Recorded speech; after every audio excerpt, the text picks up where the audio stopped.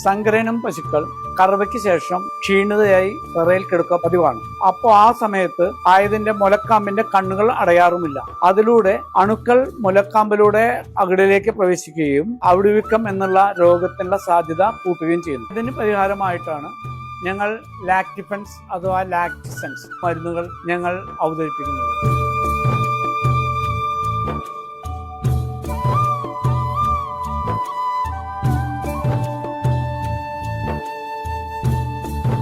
ലാക്ടിഫെൻസ് നമ്മൾ ഒരു ഡിപ്പ് കപ്പിൽ എടുത്ത് കറവയ്ക്ക് ശേഷം ടീറ്റ് മുലക്കാമ്പിനെ മുക്കുന്നു.